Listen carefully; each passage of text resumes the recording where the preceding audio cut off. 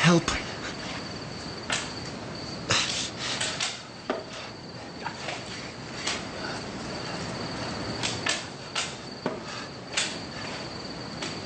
Yeah.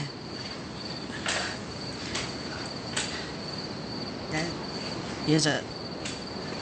Yeah.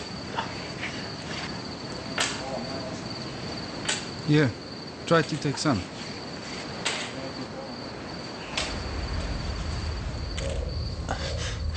Please take me in your car. Please take me in your car. No. I think you wait for an ambulance, okay? He wants my car. I looked away. I knew if I looked at him, I'd lose it. I thought to myself, if I survive this, you're history, Jack. I mean, I was furious. I'm looking away, contemplating what I'm going to do to him if I survive it. And I see Danielle appear from nowhere, runs up to my side, and to my amazement, an ambulance comes flying into the car park. Hurry, it's a jellyfish. Please, hurry, please. Jellyfish? Careful with him. It's all right, Ian. It's all right. Don't worry. You'll be all right.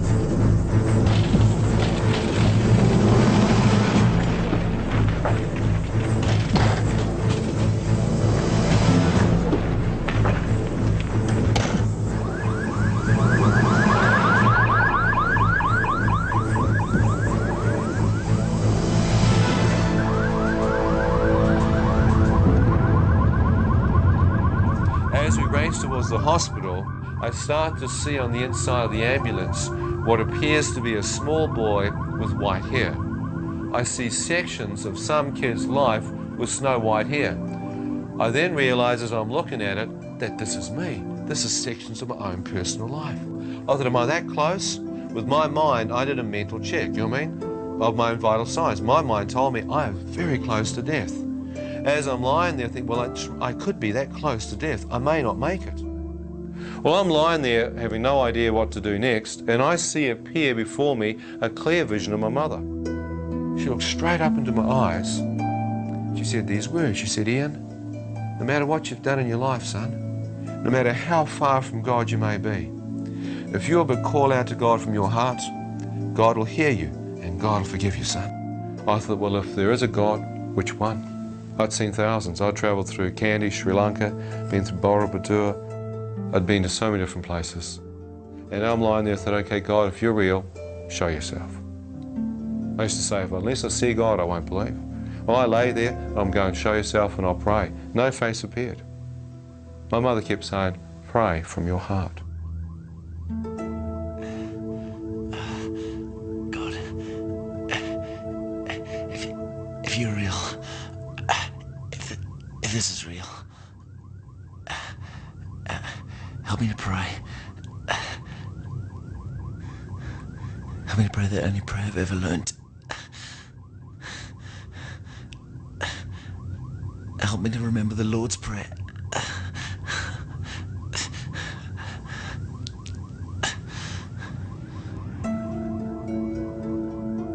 As I said that, words began to appear before my eyes.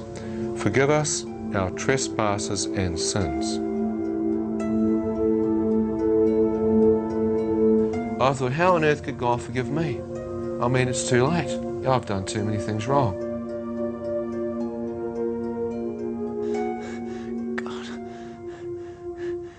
God, if you are real, and you can hear me, please forgive me.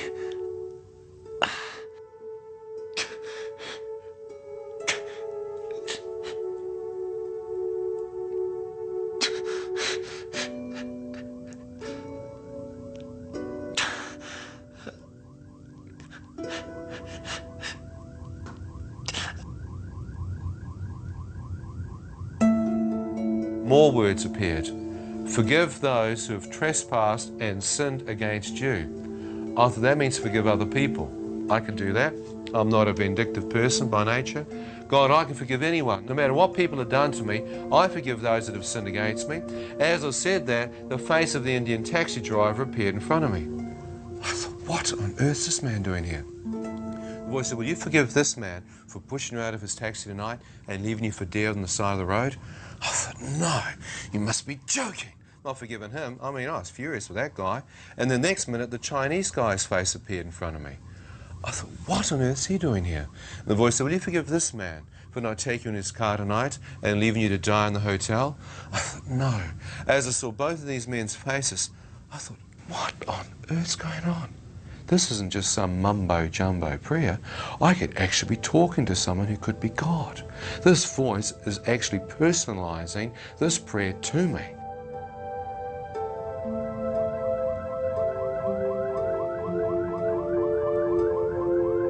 God, if you can forgive me for my sins, I'll forgive those men for what they did to me. Their faces instantly disappeared. The next words came, thy will be done on earth as it is in heaven. I thought, thy will? I've led my own will. So I said, God, I need to know your will, but if you can help me through this, I'll seek it out. I'll find it and I'll follow you. I'll honour you all the days of my life. As I said that, the entire Lord's Prayer appeared before me, and for the first time in my life I had total revelation of what it meant.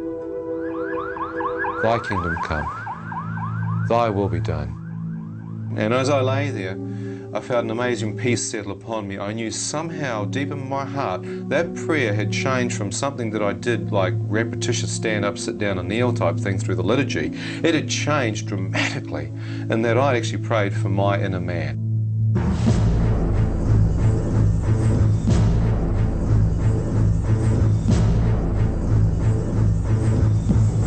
What happened? What's wrong with him?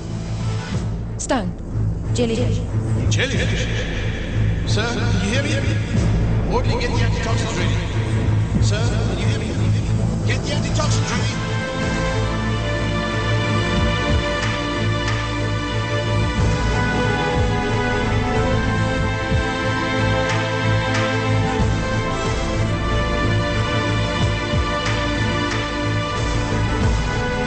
Try to stay awake. Antitoxins, okay?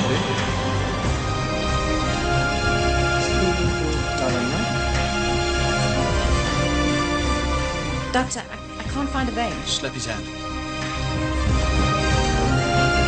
Come on, take it like this. Slap his hand.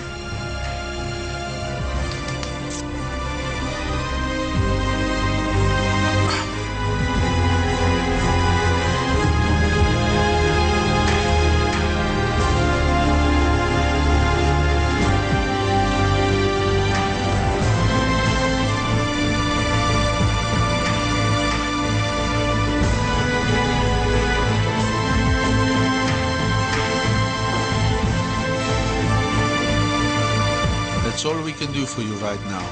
Fight the poison. Fight the poison, okay?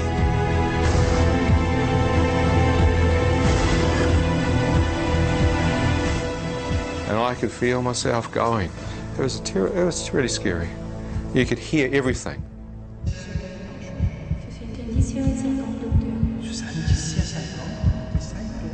Well, I lay there and I had doctors milling around me and nurses and orderlies, but I found it so difficult to keep my eyes open. I just couldn't seem to keep my eyes open. I remember shutting them and sighing a sigh of relief and thought I'll have a break for a few moments and then I'll try again.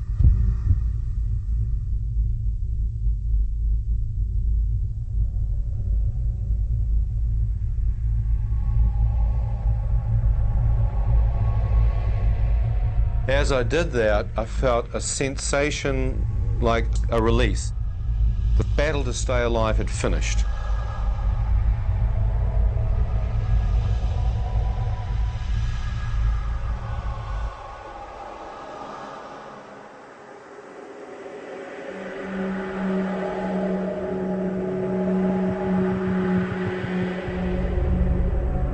I suddenly found myself in a standing upright position, wide awake. I knew I was awake. The trouble was, it was pitch black.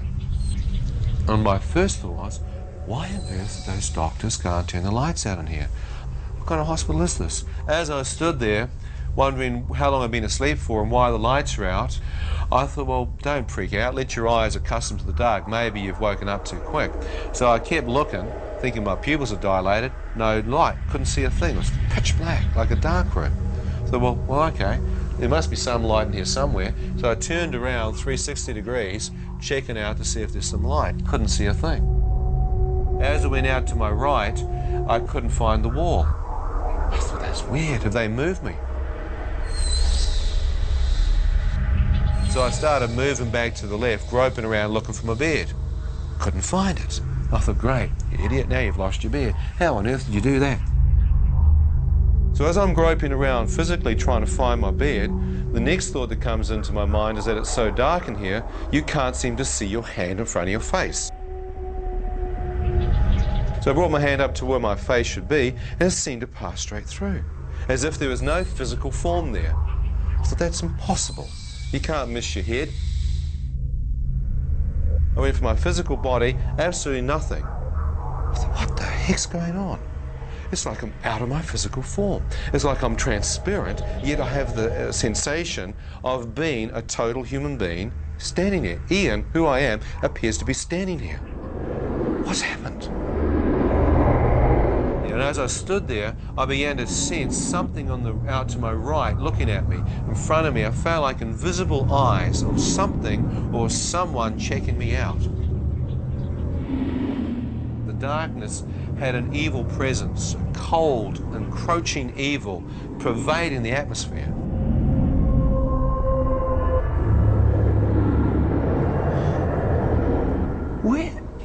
Where am I? Shut up!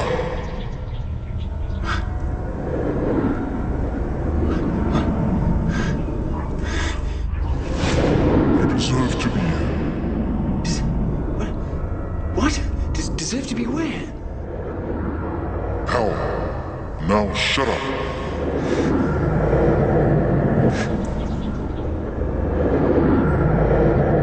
As I stood there, realizing I could actually be in hell, a radiant beam of light pierced through the darkness above me.